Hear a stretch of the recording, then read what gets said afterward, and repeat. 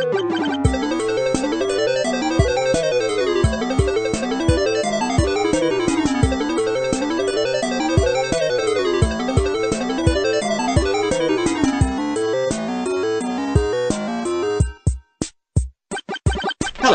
welcome to Weekly Geek Speak. I'm Andrew. I would be Scott in that equation. And I'm Steve. And you're listening to Weekly Geek Speak. You are. In your ears. This is the bit that go, oh shit, I accidentally pressed Weekly Geek Speak instead of music. Anything. Why do I keep accidentally clicking? God, it's these three again. Welcome to the podcast. We talk geeky stuff. We've got some geeky stuff lined up for you this week.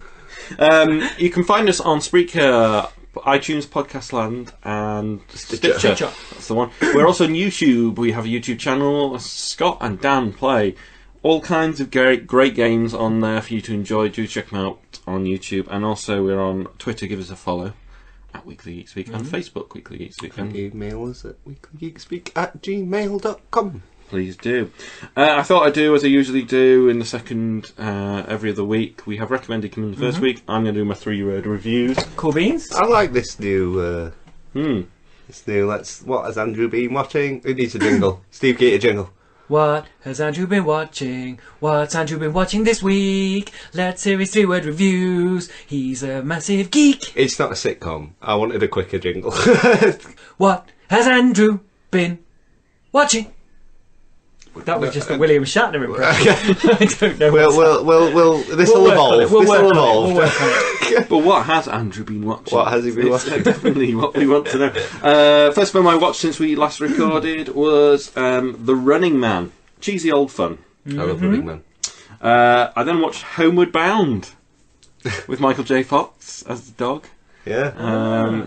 7 out of 10. Teary canine caper, or actually teary creature caper, really, because there's a cat in there. So it's really nice and really heartbreaking. Sweet but you always go, oh, fuck off, when the kids come back and go, they're my pet. I don't care. Yeah. I want to go back to Michael J. Fox being a fun, wacky dog, and Shadow, who's just, again, that father figure thing, the Mufasa thing going on there. Yeah, I get you.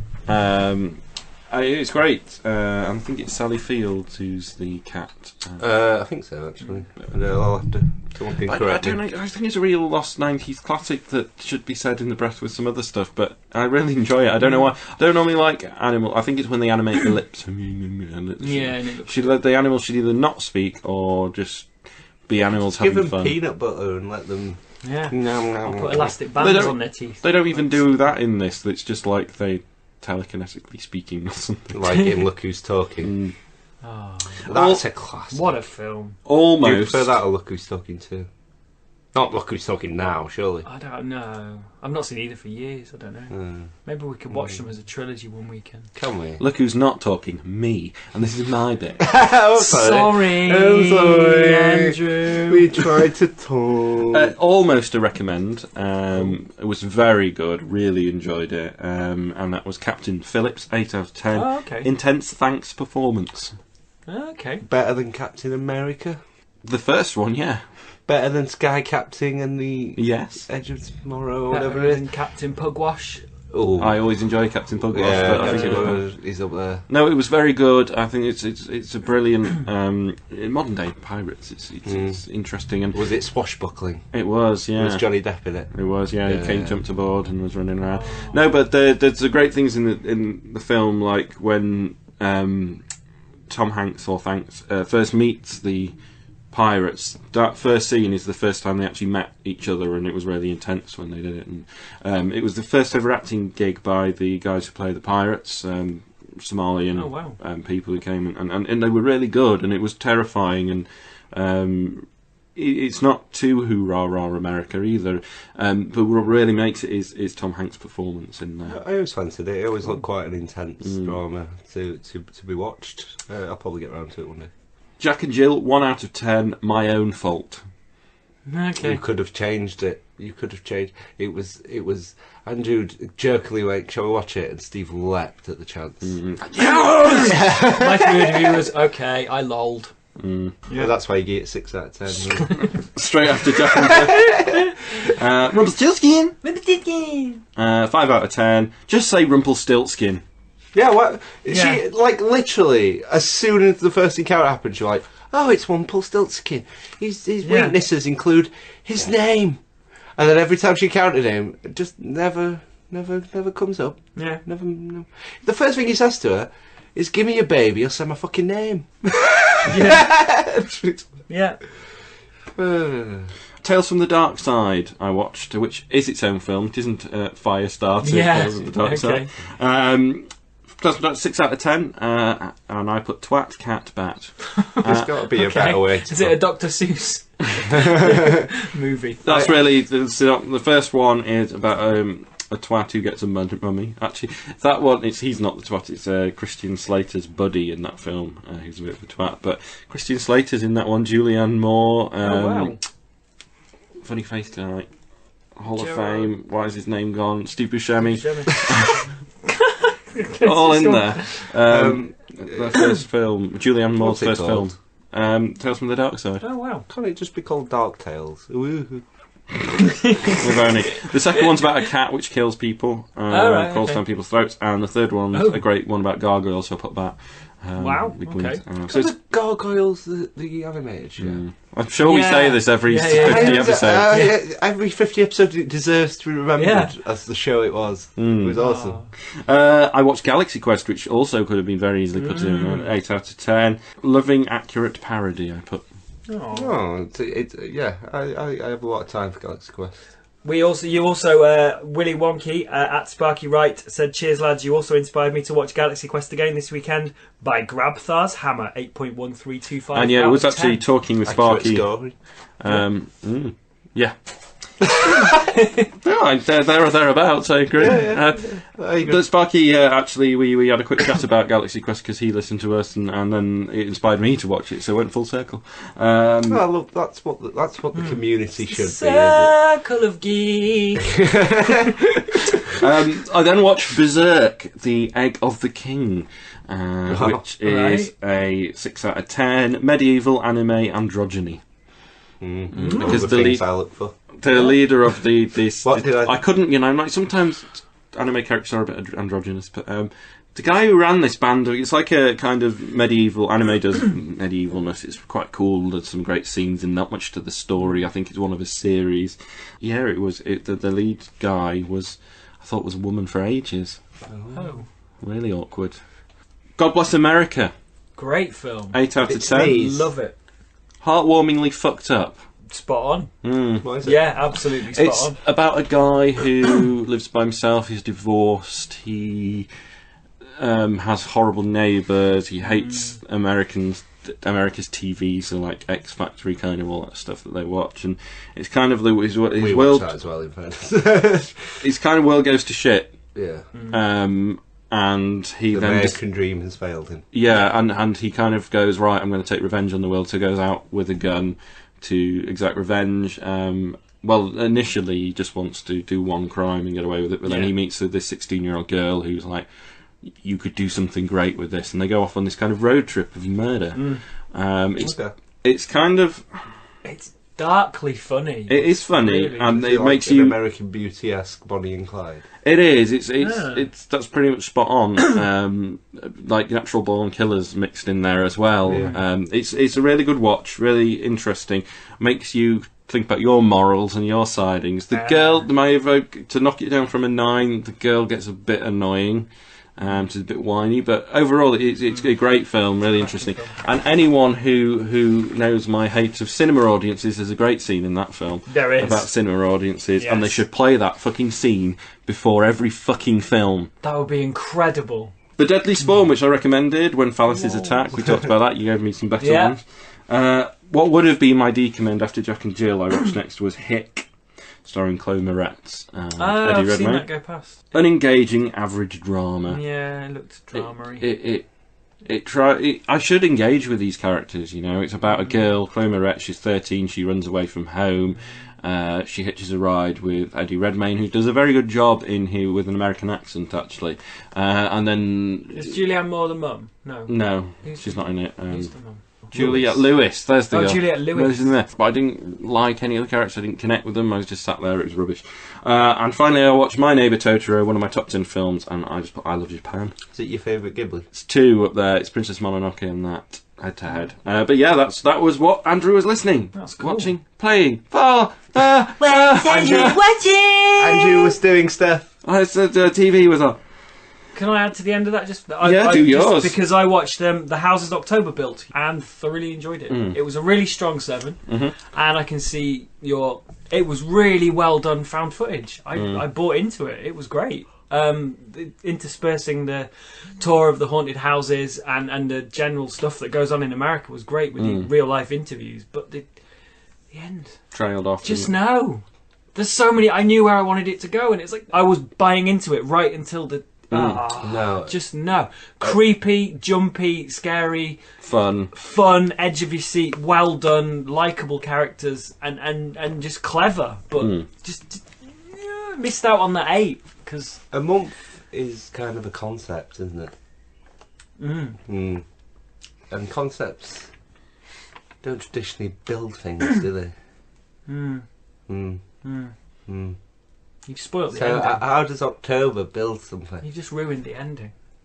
Do we find out a calendar? It's a calendar. It's there with some little arm filled with bricks. October is her uncle who's a carpenter and He's built a little house. All right. Well, that Ruined it needs- for everyone. That needs to be more Spoilers. clear. That needs to be way more clear. but well worth a watch. Just But again, the months are named after Roman gods, aren't they? Yeah. So they must have been in October. I don't know what I'm doing. God of world building. I don't know what I'm doing right now. I think I just wanted to talk, not see film. Yeah, okay. So there you are. Send your 3-word reviews to @weeklygeekspeak on Twitter or on Facebook if you fancy it. Let's move to the open forum, which Scott doesn't have one. So I'll Nope. go to Steve. Hello. But feel free to interject one of your own. My open forum. I watched a film called Killer Legends, a documentary that looked at urban legends and the myths that inspired them. Very, very interesting. Wouldn't go above a 7. It was interesting. It was quite well done. The 2 main people were a bit annoying, and it tried a bit too hard in places to be like quirky in the middle. You know, there's sort of bits where they talk about stuff. I don't know, but it worked. It was good. So they explored the Candyman. So they went to Texas to explore the myths of tainted candy and a man that actually used the legend of tainted candy on Halloween to kill and murder an 8-year-old boy, which inspired the Candyman movie. So that was the first one that they touched on. Candyman. Yeah. Candyman. Sugar, Candyman. Candyman. But would you ever say his name into a mirror 5 times? Yeah. I'd say Christina Aguilera's name into a mirror. Yeah. And No, if you do it 5 times, she comes out. Does she? Yeah, and you go all dirty. Oh. You get dirty. Oh. Gotta get dirty. stop it. You ring the alarm, then you throw an elbow. Gotta get dirty. I think Candyman's Christina Aguilera's best song, and I defy any of you to challenge me. Yeah, Really that's not is. where I expected that Genuinely discussion to is, go. Yeah. Um, So Candyman, creepy film. No, I really love it as a horror film. Don't like it, boring, the- average. the- Yeah, the you're, beau- you're not a fan. The beauty of those sort of urban legends, like say this in the mirror 5 times, when you're of a certain age or of a certain superstition, Yeah. your imagination plays games with you, and that's what makes it a beautiful, powerful idea. But yes, I would say it because it's ridiculous. Isn't it? It must also be screwed in there with Bloody Mary though, because the Yeah. Candyman, that's Bloody Mary, and I don't know Definitely, where yeah, feeding no, definitely. children comes from. Yeah, but it's one of the. No, I watched it at a time where I still wouldn't say it because it caught me at the right time and terrified me. It bought into my fears, and I still wouldn't do it in a mirror. I tried once when I was. It's the power Hand on of your someone asserting something to you. Because I remember once we live near a woods in our house, near our house. Yeah. And then we went to the woods. We were quite young, and then one of them told me in the most sincere kid voice you've ever said, "Right, whatever you do, there's round the back of that tree. There's some toadstools. Never shit on them."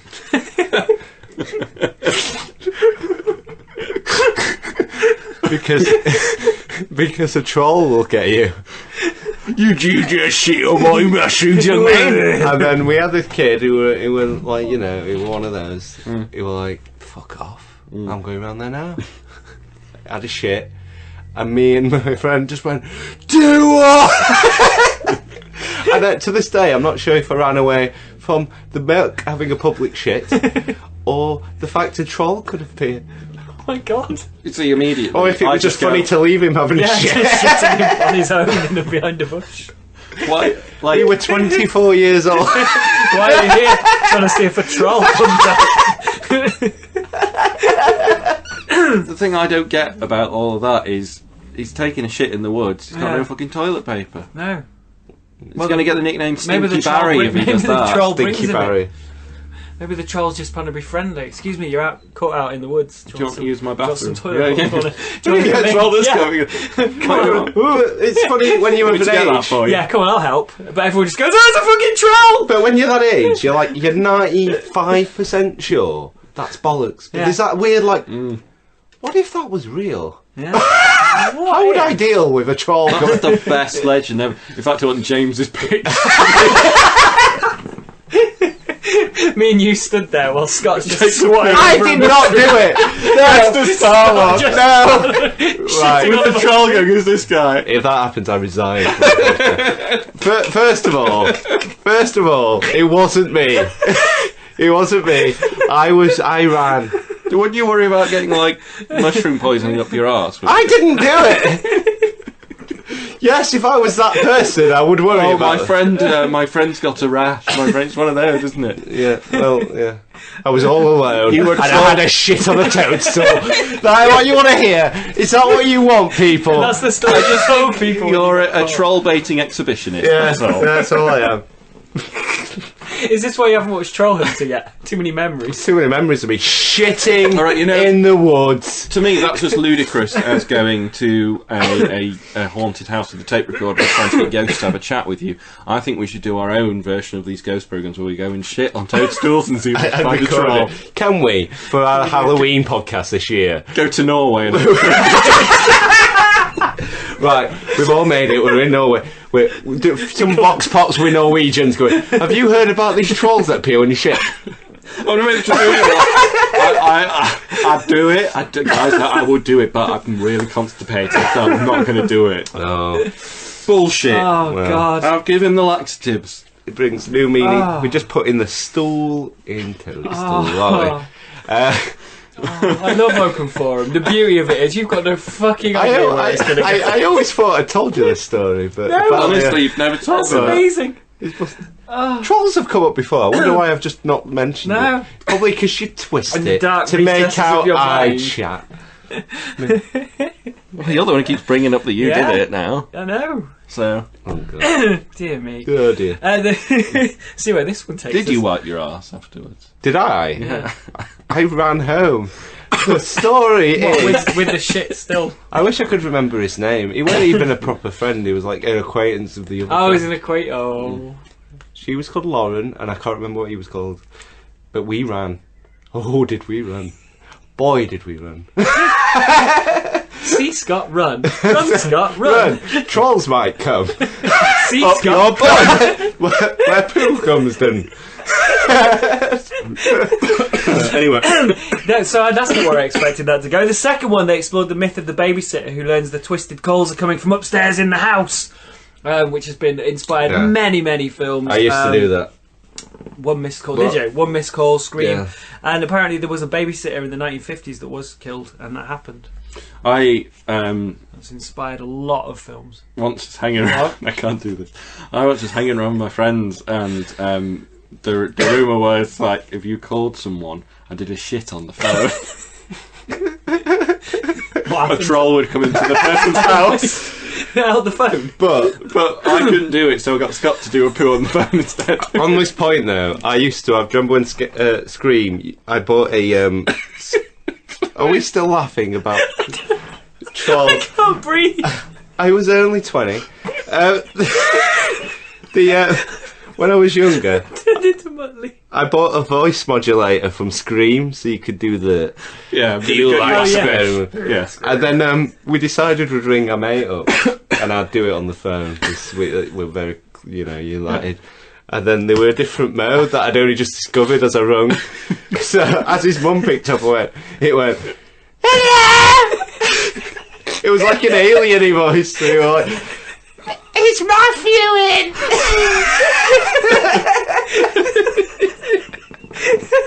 This is like a combined open forum. I watched a film and Scott's childhood stories. And then I realised halfway through going, so and then I had to quickly flick the button. So it went, hello, what are you doing? And I imagine that was the most terrifying bit. Oh, That's brilliant. And then I took a shit and I What was the next? What was the next story, Steve? See what Scott's got from his childhood. so they then investigated the legend of the Hook Man. Teens in the 1950s and 60s. The myth was that teens were terrorised by a man for a hook with a hand that inspired the urban legend movie. And apparently the Phantom in 1946, the killer killed 5 couples in Lover's Lane, and that's what sort of inspired this And was myth. banging the head on the top of the thing, And you hear that, and then they open the door and it was a head. And a troll ears. trouble when you... Fully enough on this point. Yeah. I was in Lover's Lane dogging. Were you dogging? My mate had a shed, and for some reason they had a like a picture, like one of those like baby like girls have like baby dolls. Yeah. It was like hung up by a hook. So he opened his shed, and I was like obviously like, what the fuck? So I went, that's right, Odd. And then really like dryly went, I don't know why we keep him in there. To this day, I don't know what he was referring to, but I still find that really amusing. That the hung up sort of decimated doll was really normal to him, but something really mundane was like, yeah, no, tell me about it. Tell me about it. And then you. And then I shouted, and a turd came out, and he went, full circle. We've got a film. And then the last myth they investigated was the obvious one, the killer clown. But apparently the clown scares have been around since the 80s. What do you mean an obvious one? Well, it's people being afraid of clowns. It's a really obvious. It's not kind an of... urban legend. It's more of a collective. But it's the sort of myth of the killer clown. Apparently, it sort of originated in the 80s, manifested in coulrophobia. Chicago with John Wayne Gacy, sort of buying into the sort of John Wayne Gacy being that clown masked sort of killer, and that's where that sort of came from, the sort of fear of clowns. And they follow that origin and they trace that, and that's really, really interesting. And obviously we got It and other films based on that. What was that not long ago? It was like a thing on the internet when they made out. People kept seeing a clown in a certain town, and he were like always stood outside a random window and stuff. With balloons and a horrible face. Yeah, what was that? And people were taking pictures, and it was a really weirdly viral thing for a bit, and it was really interesting. Was it a viral thing for not paranormal? Because Paranormal Activity did the baby one with the pushchair. No, it was a real. This wasn't a publicity stunt. This was a man dressed as an evil clown with balloons that would just at night maybe go in a kebab shop and stand all the way down the street in a light, so people would go fuck, take a picture. So they were like random viral pictures and videos of like, what's he doing? What's this? And it was really fascinating. It was really cool. Horrible. It was horrible. Yeah. It was perfectly done as well. Yeah, I need to look that up. That's a good one. That was awesome. Steve, I don't think I contributed. Steve sat me down in his desk. I think Steve, living with quite a feminist housemate, Right.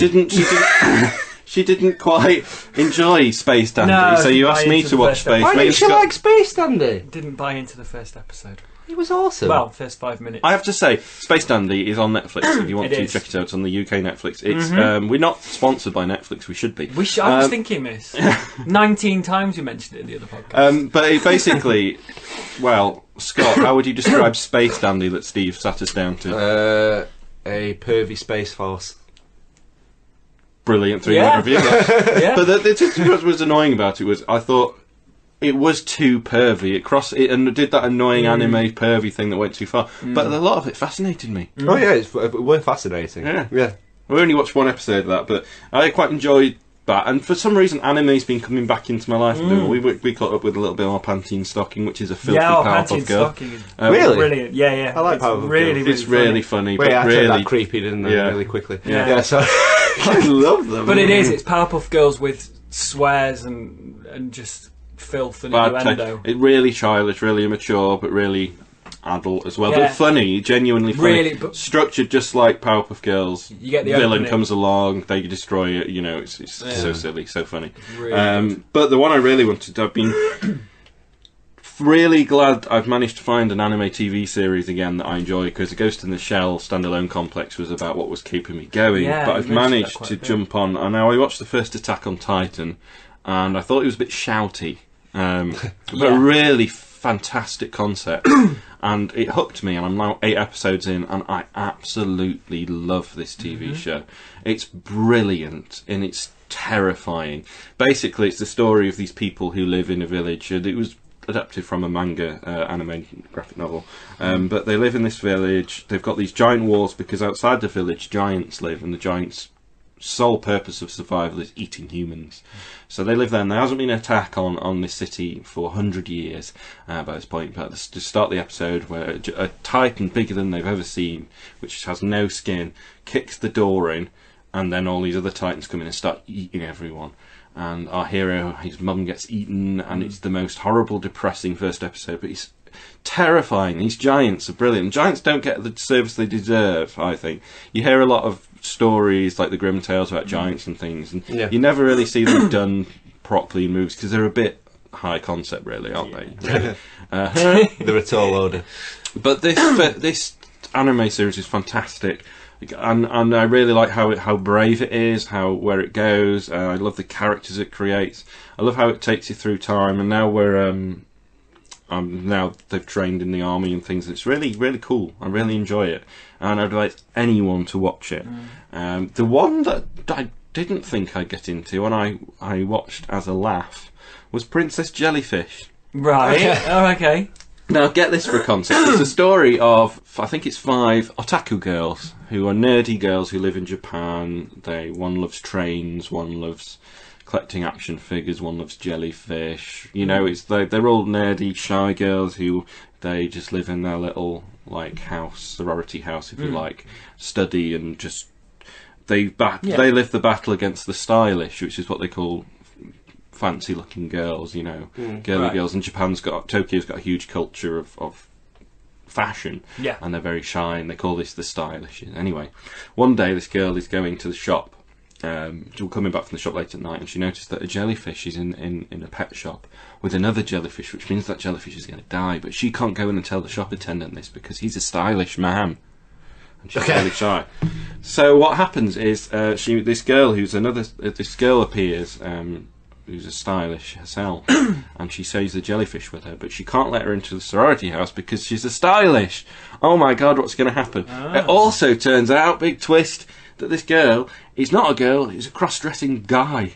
Okay. Right. Okay. Really interesting, silly Wow. manga series, which is really lovely as well, because it's got a great relationship between friends. It's really that wacky anime, and it's got a really interesting concept of this cross-dressing guy who's really funny. Is that on streaming as well? Yeah, it's on Netflix. Oh, amazing. But 2 really good Sounds anime really, TV really series, good. completely different ends of the spectrum. Yeah. Moves well away from the pervy space dandy stuff, which Yeah. annoys me.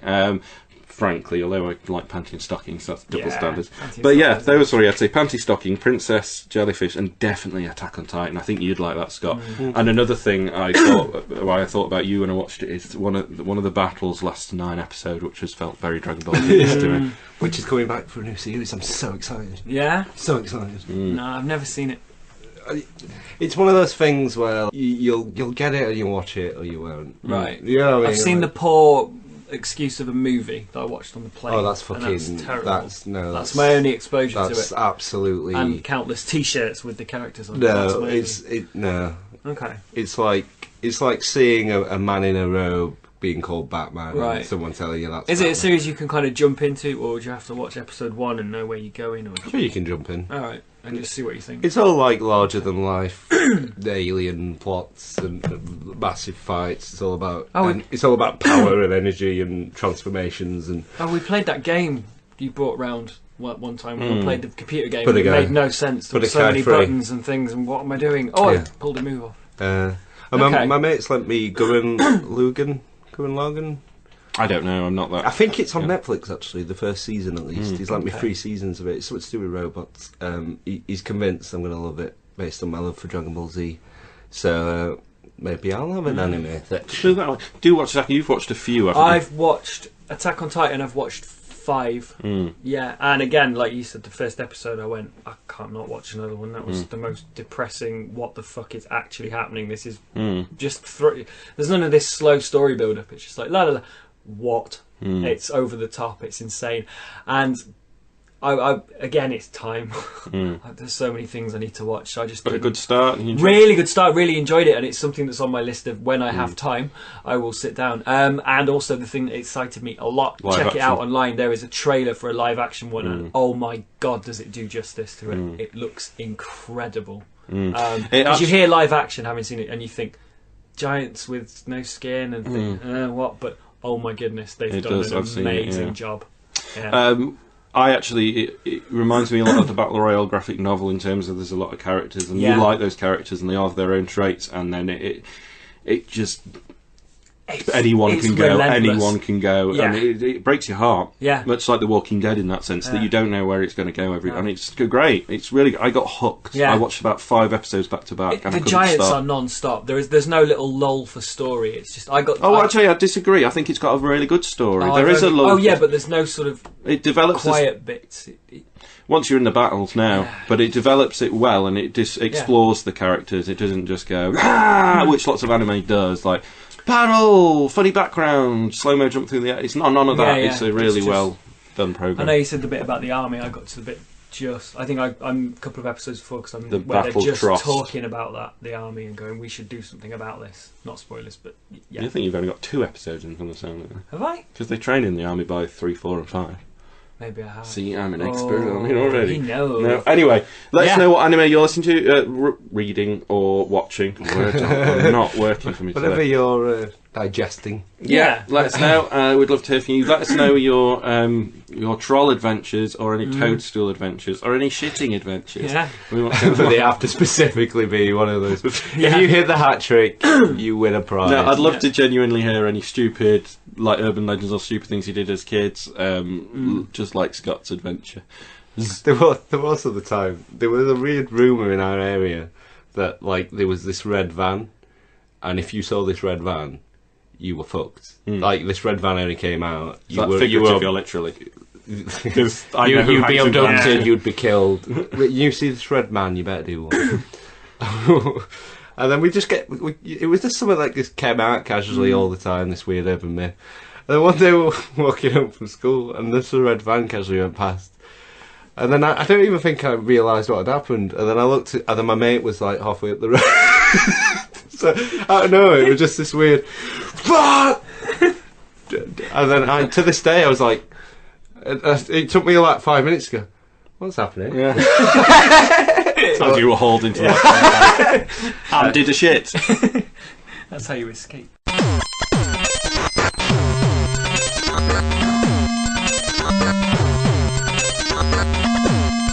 So today we are reviewing what has been taking the internet, at least, by storm.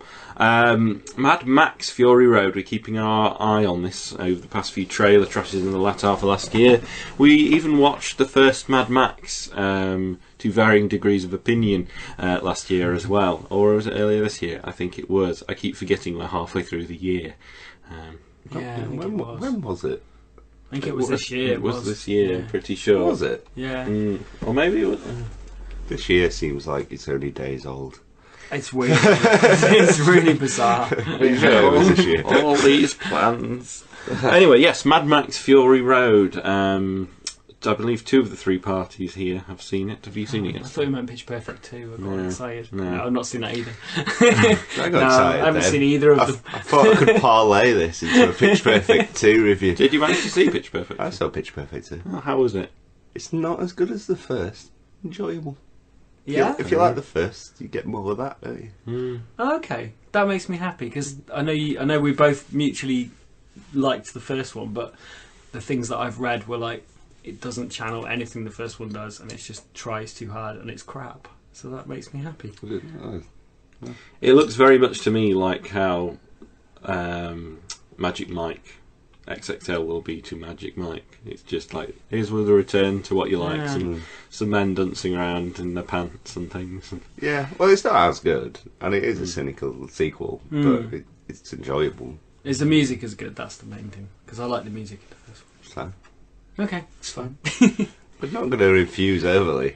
I'm just. I'm glad you enjoyed it, because that means I'll enjoy it. I didn't resent the time. So Mad Max Fury Road is what we're here to review. We saw it with all bells and whistles in IMAX 3D row G, where we should have been in I like H. We were talking about this earlier, and funnily enough, it was a little overwhelming, especially in the trailers when you first arrive. I've normally been like thinking straight into IMAX, but we were a bit further forward, so we're going to review the layout of the cinema. Then, yeah, there are good seats and bad seats. Wouldn't say this is bad, just a bit overwhelming. Fortunately, I think that benefited the film, because the film was just a bombastic assault on the senses, really, wasn't it, from the moment the penny dropped. I think the film was pretty much tailor-made for me, but I'll hear what Scott has to say first. Do you want a 4-word review, a 3-word review, a 2-word review, or a 1-word review? 4, yeah. 4 Crazy Town Banana Pants. Crazy Town Banana Pants. Okay. It's like watching Slipknot on tour. Can you imagine that's how they get from town to town? I hope that will be awesome, going down the M1 and all of a sudden that goes past you. I enjoyed it, but I could not tell you for a second why. Because if you want plot or narrative or character depth, this is not a film to watch. No, I agree. But if you want lunacy, just interesting throwaway ideas, world building, and odd bits of stylish flourish, it's brilliant. It is like they've picked you up by the scruff of your neck and catapulted you into this world. Now, you know your background basically from the old Mad Max films, but this isn't that either. It is a psychedelic version of it. It's like Mad Max 2 on ecstasy. So it is like 2. It's like basically you take that last act of Mad Max 2 with the tanker, and that's your film. Now it gives you enough to support that storyline. There isn't much of a storyline in there. It's basically A to B, isn't it? Like, that's what we're doing, and it's fine with that. And you know what? I'd rather watch a blockbuster popcorn muncher like that, which just goes, right, here's our stall, it's mental, than Transformers or something that tries to weave in some kind of stupid storyline, this, that and the other, and overcomplicating it and giving you a 9-hour thing that you're just like, well, we just would like to see Transformers. Could have done without the half an hour of Sam finding glasses. Yeah, exactly. It goes, here's the world, here's some mental shit, here's some more mental shit, look at how crazy and bad the world's gone. Right, you're gone. There you are, now another thing's happened, now another set piece. And I actually got to a point, and you have your first breather at about 25 minutes in, right? And I needed that, because it goes from... You don't even go from 0 to 60. You're already at 60 when the film starts. Okay. It goes. Hello, I'm Mad Max, and you're off.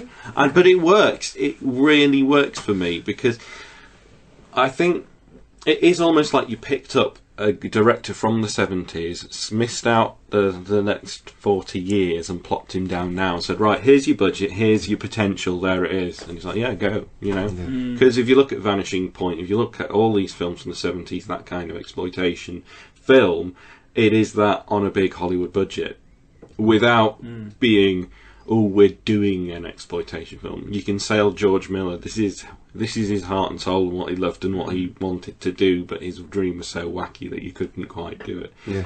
It did actually really remind me of the early 90s anime, and the late 80s, early 90s anime, like Fist of the North Star and things, with the kind of characters that were created. Yeah. I also quite liked how it was brutal, but it didn't feel like you needed to exploit that as well. Do you know what I mean? Casually brutal. Yeah, it's like, this is people get run over and things, but it doesn't go for a nice big shot of their face getting crunched. You know that the horrible things have happened to people back at the Synodad, whatever it's called, the Citadel area, that where it's a horrible world. It's a world that's gone wrong.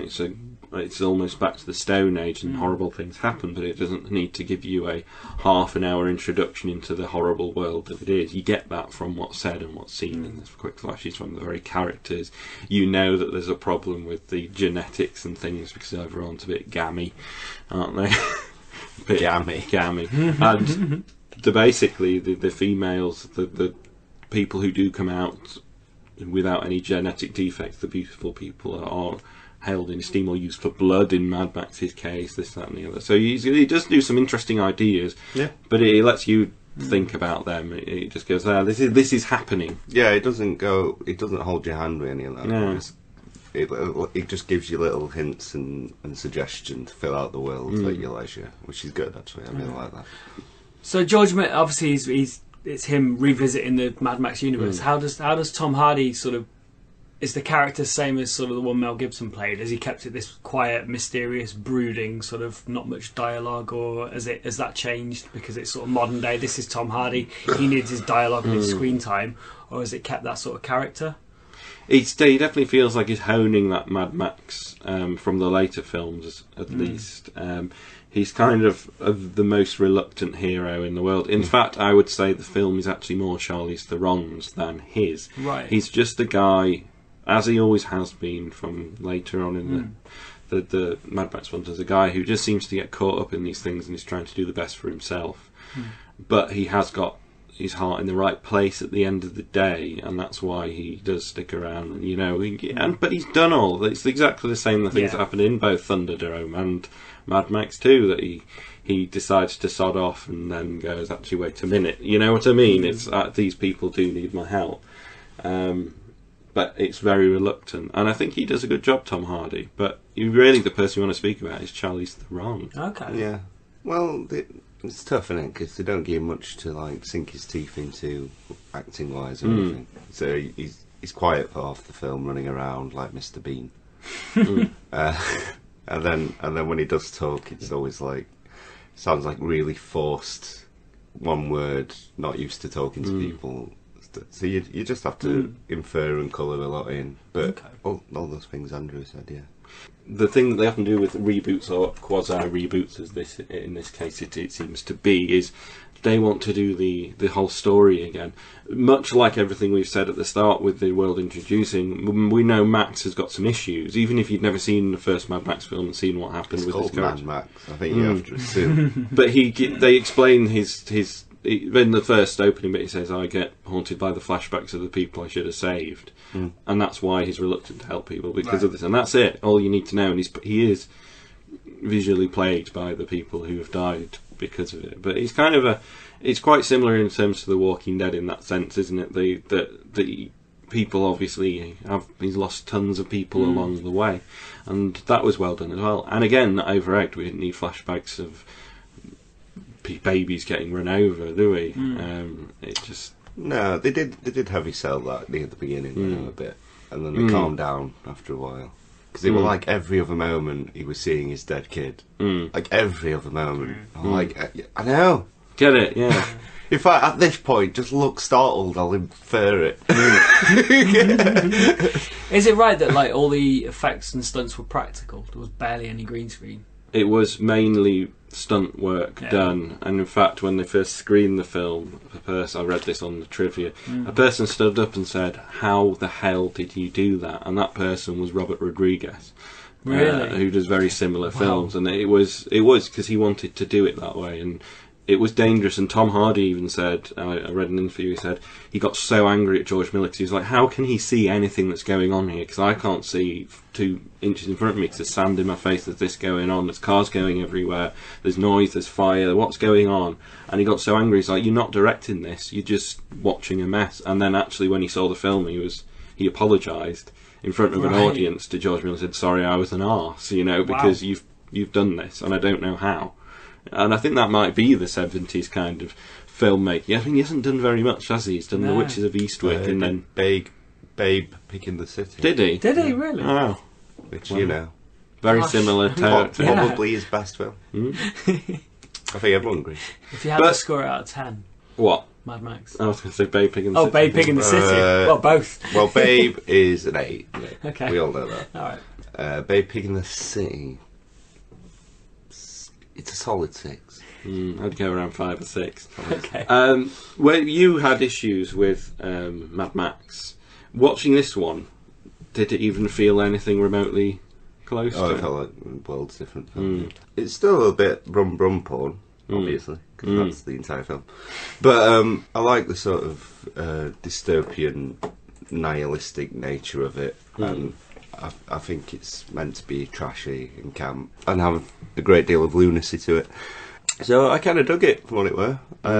This is the film. Well, obviously not the same budget and over the top nature, but this is kind of the film I wanted the first one to be. Yeah. That's all I was looking for when I put that first one on, and I was a bit disappointed. But I dug this. I completely get why people like this. It's mental. I absolutely loved it. It's right up my street. It's campy, over the top, violent, stupid, bombastic. How I like bombastic. It's ripped from the 70s, plonked in our time, as I've said, and it works brilliant for me. I almost get the feeling of Gravity here, with the sense that in the cinema it was a huge spectacle, and I would urge anyone to see it in IMAX 3D with everything going on, because it is just fantastic, and I don't think you'll get the same effect. I mean, there's a car with hundreds of amps with a guy on a guitar and then drummers behind it, and that sends tingles down my spine. It's awesome, yeah. The bits that got me is when the tank is stuck and they're miles away and you can still hear it coming, and that's just terrifying. Because I used to have a dream where I couldn't, you know, the old your legs don't work, you're stuck, you can't get up, you can't run away, and I could hear like drums and music playing, and giants were coming, and for some reason there were people with hula hoops as well, you know, those that swing around the waist. It's like an evil circus with giants were coming my way, and I couldn't fucking run. And this is what that felt like, you know, an evil circus was coming to get them, and they had to run, and I love that. I don't know, it taps down to that bit. I really like the style of the war boys, like the tribalism and things, and how they've brought up all their children to just believe about war. Yeah, you know, women Immortal were Joe's suckered him into thinking he's some sort of demigod, and all their sacrifice will be rewarded in Valhalla. And it's like, wow. And I think that's an interesting for his little bit of story development that and his name's escaped Nicholas Hoult. Yeah, his story, because he kind of has to realise this, being a little war boy. It's just, I think it's interesting. It deals with a lot, but not very much at the same time and things. And I want to go back. And I've heard that he has signed on for a few more films from Mad Max as well.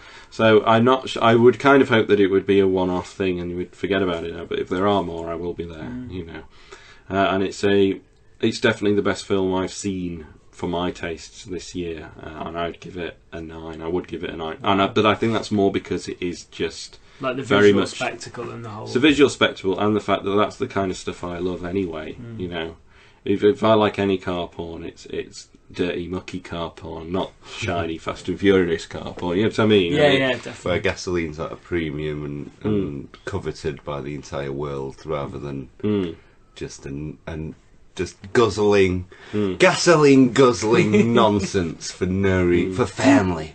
But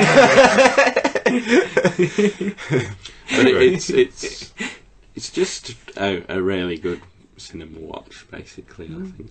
What would you give it out of 10 if you were to? Strong 7, maybe, because I do like story and character depth and stuff, and that's usually what I go for chiefly out of these films. But it's stylishness, world building, weird nihilistic nature, and just absolute off the wall, jumping on a trampoline and dribbling craziness is weirdly endearing, and it's incredibly fun. So I'd give it a 7 because it's fun trash. Okay. It's well made trash, which is a compliment. But although I've given it a high score, the world going insane for it as it seems to have, I'm not sure it warrants that. Right. No, it doesn't. It's a good film. Okay. And it's only a 9 out of 10 because it's tapped into everything I love. Yeah, and it assaulted your senses in IMAX, whereas in a few months' time on DVD you might go, oh. But I think it's got a charm to it though, and I think people are responding to that. Because everyone I've talked to about it kind of gone, couldn't tell you why, but I really liked it. And I think it's just a weird palate cleansing bit of crazy blockbuster action. And especially with more and more, like, for example, one of our complaints about the Avengers was there's too much going on in it now. There's too many things trying to be woven in. And then you get this, which there's... Yeah, it couldn't be less. Yeah. If there were any less, it wouldn't count as a film. Okay. It's crazy. Wow. But I think it's a bit more than Scott's giving it credit for. I think they do take it somewhere, and there is things going on. But as we said, it's almost like you've got to build some of that around it. It's not going to hold your hand. Criticism. I like films like this that keep it simple. Like I adore Dread. Because, yeah, it's a good example. Because it focused on building the tone in a world, and then it kept its plot so fucking straightforwardly simple that it could just make everything right. That's a great comparison, actually. Don't overreach for anything, and that's what this did. And I love Dread as well. So it's not a criticism by any means. Just pointing it out to people if they haven't watched it. Don't expect these things. If you're going in expecting something, and don't come out and tell me you didn't like it because of that, because I'm telling you now, it won't have that for you. But see it, definitely see it in the cinema if you can. I would say, if you haven't already. Send us your 3-word reviews of Mad Max to @WeeklyGeekSpeak. We'd love to hear what you think.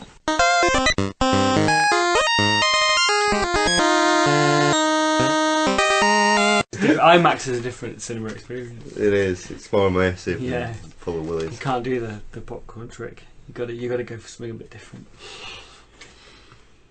I don't think you can do that with airbags.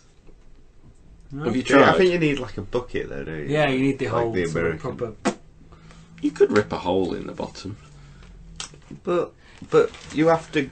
That bit you cut open the popcorn before you jab it in. Don't you just lose loads of popcorn? So I was thinking, to push it in, you've got to move the popcorn with your penis. So it would spill out. So it would start spilling. And you can imagine it's quite hard, and it would look like you were fucking it. And you've got to do it subtly, so it would feel like a... And if you're one of these people that's put tons of butter on, it's going to be like actually, that might really be better. hot but really hot butter. But also, you need the popcorn to obscure your sort of phallus, don't you? Yeah. So, like, you can't let too much popcorn escape, because then you've just got a little red mushroom poking out your popcorn. It's all a bit weird. Oh, hello. At the end of the show, we're talking about our cinema trips. Our cinema tricks. It's the end of the show. It's the end of the show as we know it. And Steve has been beavering away all morning with his beaver. Beavers. How's your dam coming along? Alright, yeah. The water's kind of just slightly trickling. Well, that's a shit dam then, isn't it? No, only slightly. But what's the purpose of a dam, Andrew? To stop the water. Damn. Hey! That's the quality we've got to now. Yeah. We are now going to say, what time is it, Steve? I completely lost train of It's time thought. for This Week The Geeks Have Spoken. Can I just say on this point, actually? Because you always tee me up for a thing.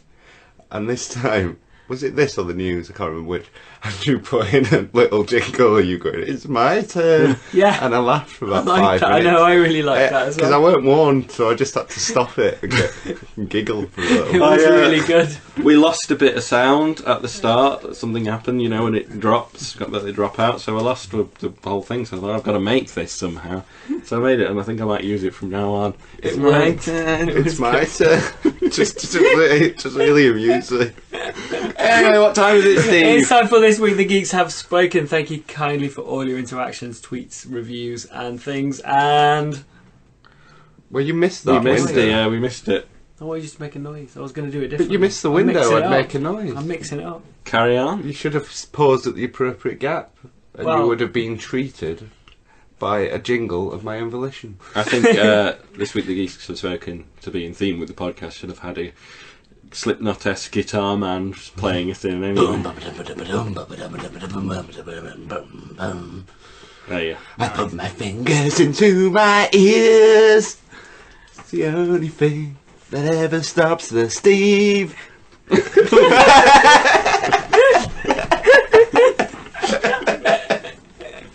It's my Slipknot. Nice.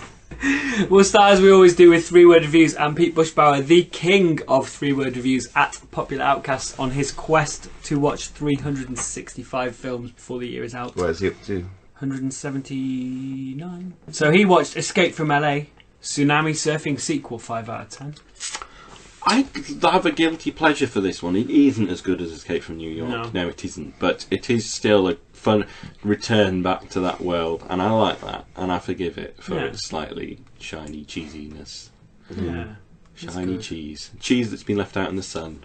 Yeah, I want slightly. I want to see Escape from Barnsley.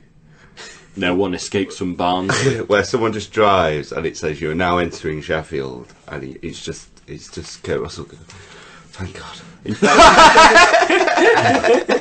fact, Escaping from Barnsley is very much like the plot of Mad Max. It is, yeah. Road. If they're all slightly gammy. They're all following you, going, God. oh, we're not that bad, and you're driving. I'm going to go with all the reviews that Pete's written this week because they follow on, and you'll see why. Feast. And normally, sometimes if I don't know the film, I look it up and I think, oh, what's this about? I didn't want to look this up because the 3-word review kind of almost sells itself. It's face fucking creatures, 5 out of 10. I'm there. Oh. 5 out of 10. What's good with it? I don't know. Alien sold itself on the face fucking Aren't creatures. we all face fucking creatures? Exactly. So what kind of Feast? Yeah. But then you watch Feast 2, Sloppy Seconds. Should have dieted, 5 out of 10. Oh God, sloppy. I know, but I don't want to look at what they're about because you've sold it. 5 out of 10 or not. Sure, it's a feast for the eyes. Poltergeist, the 1982, because we have to say that now. Frightening despite rating, 8 out of 10. It's a very good film. It's the Cracking chief film. example people cite when the old horror and rating thing comes up. Yes, it's a great film that uses it. But that was a heyday of kind of family scary films, wasn't it? That was we've said before. So it's a great example of that. Parents believed you should scare your children rotten. And you should. Yeah, You should. definitely. That's why I just jump out at children all day. The other day I was walking down the road and there was a small child walking next to me, gabbling on to somebody, and she was looking behind her and she walked slam into a lamppost, and the noise was just phenomenal. We were like, boom. Like, I don't know if she wasn't brained. Anyway, I left her lying on the floor, spat on her. That happened to me before though. I dropped a Coke and Joe, and there's like a dent and it's coming out, and I went, and then I turned around and then it went half in my eye and I went, wah! And then hit a lamp. God. It was it was so cartoony, Mr. Bean-esque slapstick. Moving on from that, he watched Poltergeist 2, ridiculously stupid ending, 6 out of 10. Not gone beyond the first one personally, or you like the... I did. This is a trilogy that I really enjoy, and I'll move. Poltergeist 3 completely negates predecessors, 4 out of 10. Now, I'll agree with that. It does kind of almost negate the first one, but as a trilogy, I kind of like it. It's one of the trilogies I own on DVD, and the third one for me scared the shit out of me more than the first one. And that's the third one. Whenever anyone mentions Poltergeist, is the one that sticks in my head. There's a scene in a glass lift, and there's a couple of scenes in it that just really stuck with me. So yeah, I don't know. 3 for me is the one that sticks with me. So Interesting. and then he watched Poltergeist 2015. Caused mixed feelings, 7 out of 10. The impression I've been getting is it's fine, but if you have any sort of feeling to the first one, it's so crushingly unnecessary that you just... Yeah, I get the impression it does look a lot like everything else that's been out. They've kind of Just modern stuck a name, Hollywoodized, Poltergeist, on top of Insidious 3, and then made Insidious 3 as well, which is also incredibly unnecessary. But the poster on the buses keeps scaring the shit out of me when the clown face goes by in the morning, and it's like 7 in the morning waiting for a bus. Fuck, there's a clown. So maybe I'll stick with that. Jen at J Tidders watched Thal. Intriguing budget fantasy, 7 out of 10. Thanks, Stuntman Psych. It's all right. I agree with that as well about right with the rating. It's worth a watch. Yeah. She also watched Much Ado About Nothing. William plus Whedon equals love. 9 out of 10. That's been on my watch list on Netflix for ages. I had no idea he'd done it. Apparently, he did it. After the Avengers. After the Avengers, As a palate cleanser, yeah. Yeah, it snuck in, but And put all his old faves in, like Phil Coulson's in it. I forget his name. Clark Gray. Alexis Denisov, Amy Acker. All his old faves are in there. He just shot it in his house over like a week. Oh wow! And just went, I'm going to do some Shakespeare to just Okay. palate cleanse the Hulk out of my system. Wow, shit, that's pretty cool. Creative types, yeah. Yeah. I'd just sleep probably. Yeah. And Definitely. roll a cigar full of 50s. Yeah. And she also watched Kingsman: Secret Service. Disappointing end joke. 6 out of 10. Not seen this yet. I've heard it's really fun. I watched it. I will be speaking about it next week. Okay. Oh, well, alright. But the end joke. I know that Mark Miller's gone on record and having been interviewed a few times to try and justify the last scene. It just doesn't fit in context of any of the film. It's just kind of almost thrown in as a kind of look, and it's like it just doesn't work. Okay. Intriguing. I can tell you what it is, or I can save it. It's entirely up to you. Maybe. I don't want you to tell me. No, I don't. Yeah. For anyone that's seen it, tweet in and let us know your thoughts if you've seen Kingsman. Without telling me without telling us what it is. Let us know your thoughts on the end scene. Superfan Robbie Polanco at Robbie_Polanco saw Avengers. Trailers spoiled it. I thought that because I thought the trailers really let this down. Because you were saying you felt there was a lot more to it. Well, we hoped there was a lot more to it as But well, and there wasn't. I mean, I still think it's a great film, but it did kind of show most of it, and I think that's the way Jurassic Park seems to be as well. There's enough action. You didn't have to show the Hulkbuster and Hulk. You did not at any point need to tell us Vision were in it. Do you know what as well? Because no one bought a ticket because Vision were in it.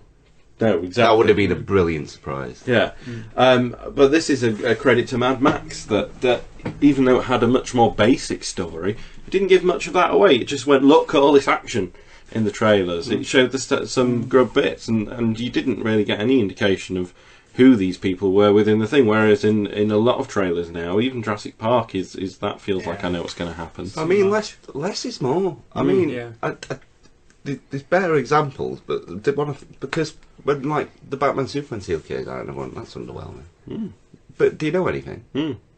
Or did it just tease some larger themes that will be at play? People aren't happy with Superman. Batman's there. You saw a few choice shots of Superman, 2 choice shots of Batman, and a standoff. Yeah. You saw fuck all. Yeah. Awesome. Star Wars as well. Star Wars. Few choice shots to tease you in. You know, fuck.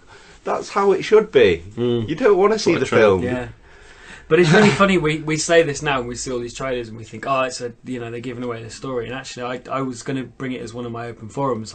We could still have a longer discussion on it. But just as a quick aside, I watched the Batman '89 trailer because I thought, you know what, I'm going to go back. It's nearly 4 minutes. Fuck me, it's the entire film. Well, and it's like, wow, okay. Even back then, they were showing us the entire film, but we, for some reason. I don't know, now seems more of a... have you put in trailer, though, or theatrical trailer? Because there's a difference. Because they will have made lots since for DVD releases and things. Whereas you have to theatrical ones, they're a lot different. Right. And, and like, trailers used to practically show you the entire film and like come and see. But as we become more, like, savvy, trailers got shorter and snippier and more teasy, and the art form changes, doesn't it? Yeah, definitely. So there's different ways of doing trailers now, and we all know it through osmosis, don't we? Yeah. We know when it's a bit of a tease. Definitely. We know when it's holding things back. We know when it's showing us the best bits. We know when we've seen how do you know you've seen everything? When people say I've seen everything, it's because you're used to knowing you've probably seen everything by the way the trailers cut up. So when people want to slag off this trailer for not showing enough, or just remember that when you're wanking over that trailer that showed you so much. It's a like, you don't want to see people naked before you have sex. You want to see a bit of fire, don't you? And you want you want that low hanging top. And you can. That's not being sexist. You can make that bloke thing. Those short shorts. Yeah. You tease, don't you? Yeah. That's why I wear That's why I wear little boy trunks. before I come over. That's why you just pop a little bit of brain out and Yeah. go, Oh, yeah. that's what's for pudding. That's what you do. You just tease. It is a tease. It's an elaborate tease to get you into that cinema. It is. He also saw Blade Runner, and I'm going to add spoilers if Rutger Hauer's death is his 3-word review. I still don't know if I've seen the director's cut of the final cut. I remember you saying And that. I still don't know how much that matters. Yeah. Yeah, I know. And I don't But really want to. last time we mentioned it, 2 days later, there was a new cut. So There really was. maybe in a couple of days there'll be another cut. I think this. Fuck. Do you know, like, people always go, "Oh, what's your zodiac sign? What's your star sign?" I think it's what. The real question is, what Blade Runner cut did you watch? Yeah, Yeah.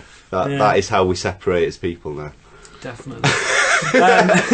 Man of many names at Sparky Wright, Ike Aramba. That's nice. North by Northwest, dazzlingly dialogued caper, 8.8739 out of 10. It's a classic. Fantastic film. It's years since I've seen that. I need to watch it again. Is it better than East is East? Yes. Yes. Simon Robertson at Say Flash, the John Cena game. Have you seen the animated version of John Cena in Scooby-Doo WrestleMania Mystery? Nearly had to reach for the tissues. I'm such a sad old homo. I saw it in Tesco yesterday and nearly bought it on the basis of cartoon Cena. This is the game that Scott and Dan played on the YouTube channel. The John Sexy Cena. High School Adventures of John Cena's Sexy High School Adventure. which was incredible and everything I hoped it was and more. It was a ride. Yeah, I recommended Scooby-Doo WrestleMania Mystery. You did? And I recommended Flintstones SmackDown. I can't Yeah. remember what it's called. Wrestle Fun Times. Wrestle SmackDown. Their latest weird Hanna-Barbera tie. Yeah. Yeah. And I'll look forward to the next one. Wacky races, did they do? It'll be Jetsons or something next, won't it? They did a wacky. Is that I'd something- watch a wacky, like a WWE Wacky Races, Oh. and the old, like the Undertaker's got like the Crypt Keep, and Yeah. oh my god, Hogan. did we just? That would be Did amazing. we just? What? That would be one I would watch. Well, I don't I'd watch particularly love Yeah. wacky races, I love but to wacky see races. wrestlers in that form, I think it'd Definitely. Oh my god, that would really work. It would. It's going to happen. I'm not excited by that. It's not even happening. I'm trying to think of a Penelope Pit Stop one, but the only female wrestler in my head is Trish Stratus, and she's probably been not been there for like 20 years. She's in the Hall of Fame now. Yes, so. Ah. AJ Lee's retired. It'll be like Paige or Nikki, the Bella Twins. Something. Okay. It would be There we good. go. I can It's gonna translate happen. it to modern day parlance. It's going to happen. It's here. When someone else does it, we've got it recorded for We have posterity. Vince McMahon. We've Pay us done our it. dues. We've done it. Just pay us what we're owed. There was a news story from many episodes ago about Batkid, the kid who the Make-A-Wish Foundation, where they set up the entire city and went on a Batman adventure with villains and everything. It's now got a documentary coming out, hashtags SF Batkid, at Batman on Film. There is a trailer online. It just looks heartwarming and incredible that we finally get to see this. It should have happened to me. Why does he get it? Because he's dying. What? It's dying. But ooh, let me see this for a minute. It's a lovely story that I'm really looking forward to seeing, and Yeah. it melted my heart like everyone else's. Definitely. Also, I am really jealous. That is not a lie. Buttercup Cameltoe at jazz_pirate. Ooh. The Beethoven universe we spoke about contains 8 movies, a video game, and an animated I TV told you series. it was a cinematic universe. Yeah, it's an You entire. ignored me. I wanted to. I looked it up. It It's is. something. Fuck. What was? 8 movies, a game, and an animated TV series. Fucking hell. And the collectible trading card game. Ooh. That's a lot.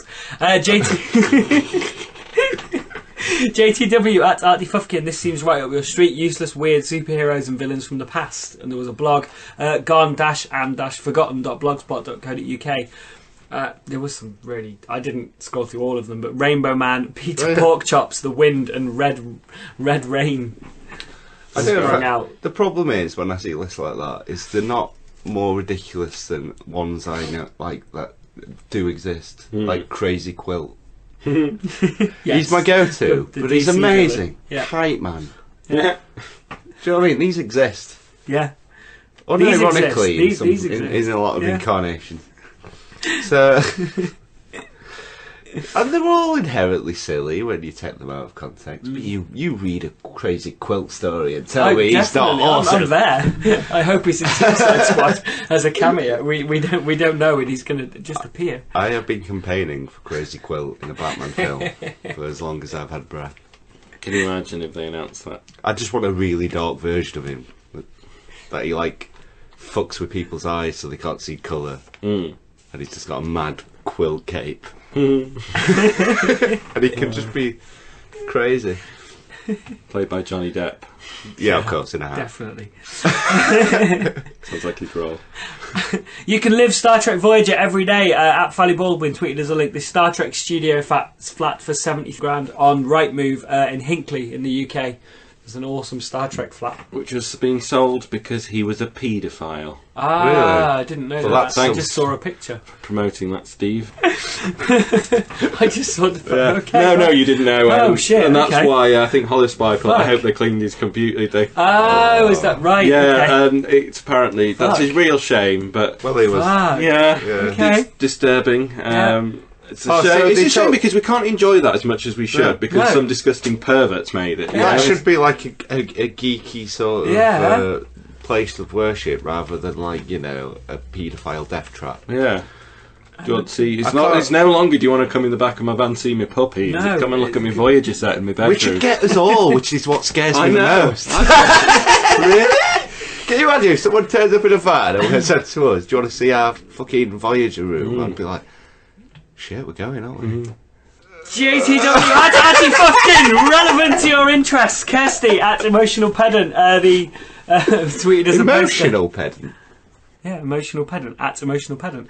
Michael Brown, Oh, that's a Twitter handle. Paul Blatt, Anal Cup, Don't Mess His Panties poster. And it was a Paul Blatt Mall Cup poster that had been defaced and was very, very I funny. thought you were saying hashtag emotional pedant. Oh And I no, thought- Kirsty at They've got Emotional it. And I Upset thought someone was going to like go, you weren't angry. Like, tell you how we felt for something. I was linking in with relevant to your interests. It was a kind of I follow-up. really need to watch Paul Blart Mall Cop. So do I. We Well, keep you saying keep this. saying Can this we week watch on it? week. It's not on YouTube just anymore. go. Can we watch But it? I've got a week soon, off. As soon as it's available somehow. Can we're we watch watching it? Yeah. It is available. We can watch it. Because, like, I think they want to know. They They wanna know They now. do. They do want to know. Yeah.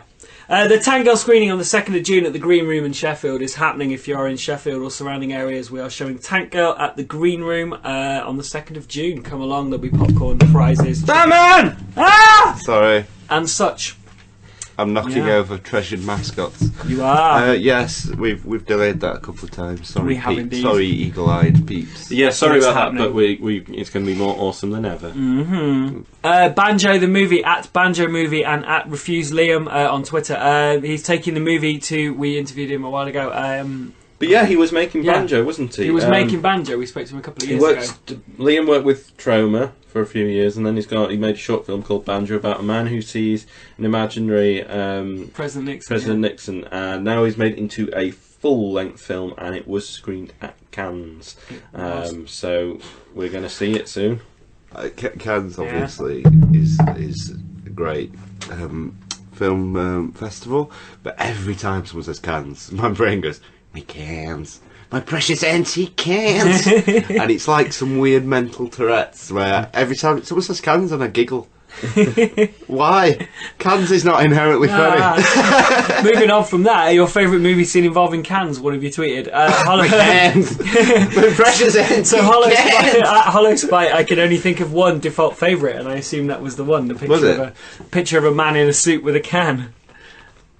But no, No, that's other from reference. Simpsons. No, Oh, there was a man in a suit with a can, and I'm not sure where that's from. No, I've not seen it, Steve. there's a picture of a man. I know you. I know. Yeah, Did he have a can? I wonder whether the Simpsons Was it a picture? have Was done. it a picture of Was a it man picture? with a can? And there was a can. And Was he with a can? surrounding the can There was a was man. this shape, and it looked like a man in a suit. It was really weird. Yeah, so moving Well, I've swiftly not, on. I've not seen it, so. But describe it to But me. it was I've a not man. seen it. With a can. The can. Right. Danny Mac at Danny Mac 25. There's got to be a can in there somewhere, and tweeted us a picture of the Tin Can Man from The Wizard of Oz. Tin Man. Well, he is a Tin Man. can. He's a can He's a man. wandering can. And Ike Rumba at Sparky Wright. Different kind of cans, I'll grant you, but Princess Vespa in Spaceballs, and tweeted us a video of Daphne Zuniga playing Princess Vespa. It's got to be loads of like people shooting gun cans. RoboCop doesn't RoboCop have that? Yeah, RoboCop's kind of cans. I like Moulin Rouge because you can. He's already done it. He's already gone and done it. Hashtag nailed it. Oh yeah, the Eventpro Freya at Run Roller Run. Suddenly Milan is of interest to me. Wes Anderson has designed a cafe, Bar Luce, in Milan, and Wes Anderson's designed this amazing looking cafe. Is it really sardonic and have Bill Murray in the corner? Oh, is everything symmetrically placed? Yes. Is everyone slightly annoying and unrealistic? Is it well made and incredibly quirky, and people make out it's slightly better than it is? Yeah. Yes, all of the above. Can we go? Scott and Dan play Sega Genesis Mortal Kombat on YouTube, and John Cena's Sexy High School Adventure, so you should check those out on our YouTube channel. Along with Hyrule, you're still going on that, aren't you? Oh yeah, Sonic. We've got I Am Bread coming up, and that Kitty was Powers. brilliant. I watched I Am Bread. I was naughty and I watched it. Very, very. Kitty Powers Matchmaker. We've got all sorts coming. If you want us to play anything specific, then let us know on the Twitter or the email, which is something. weeklygeekspeak@gmail.com. Well, that's what. I want the Twitter. At Weekly Geek Speak. Oh, that won't stay. Oh, it wasn't. There are a couple more. The Supergirl trailer, JTW at Artie Fufkin. I'm quietly impressed. I think it looks fun. Yeah. I think that looks really It fun. does. It's kind of Ugly Betty.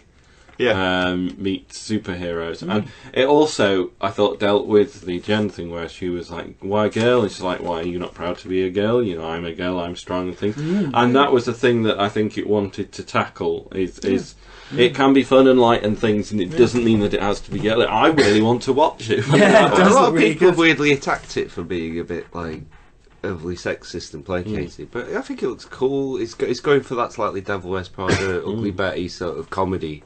Whilst being a badass superhero, Yeah. and she'll be empowering, and she seems cool. She's a good character. Give it a chance. Definitely.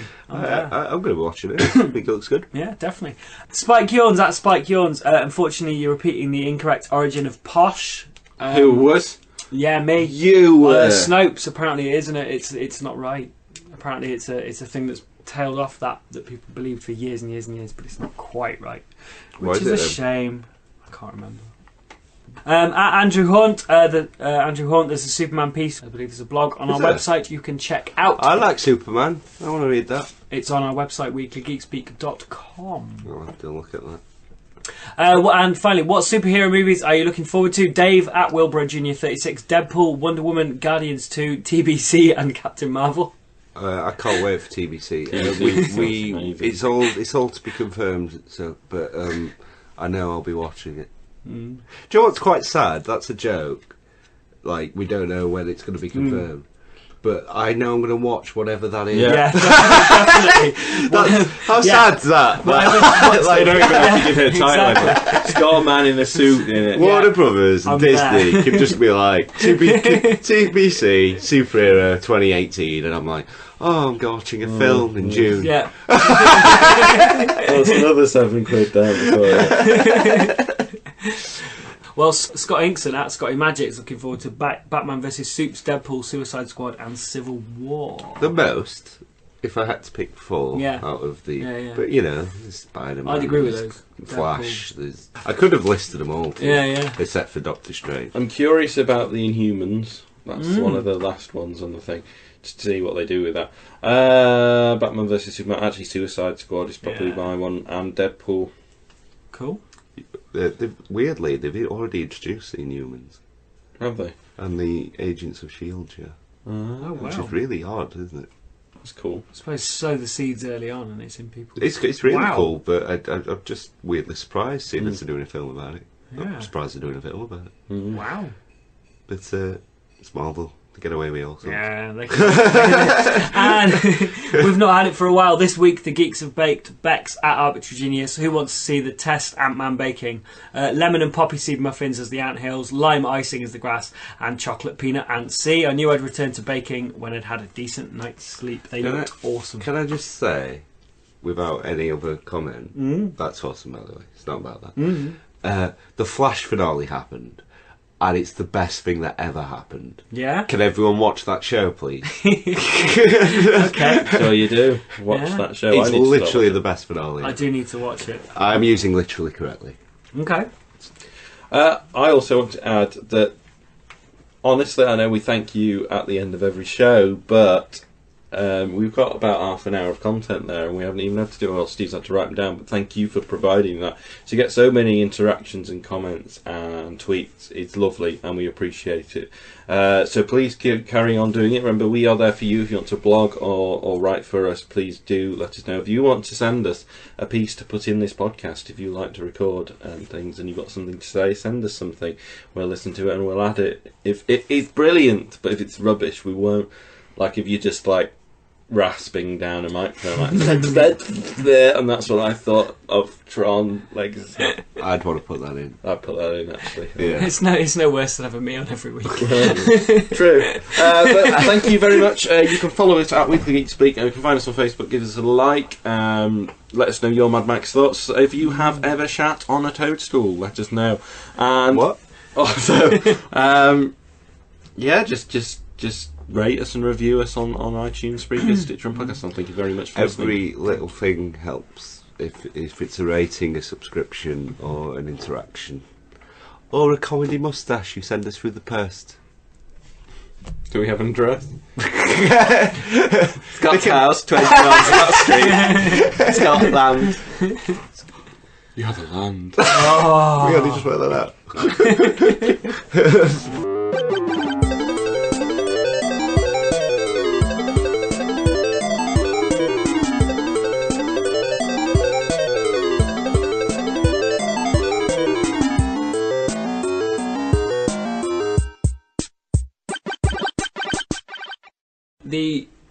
That. Oh, that's There Will Be Blood, isn't it? I haven't seen it. I don't know. Well, it's Daniel Day-Lewis eating from a can. Ah, okay. So I I hoped you guys would have seen it, but you hadn't. I'm sorry. No, it's but all you right. described it wonderfully. A man in a suit. It is a man with a can. It is. How did I not get it? I previous? know. Come on.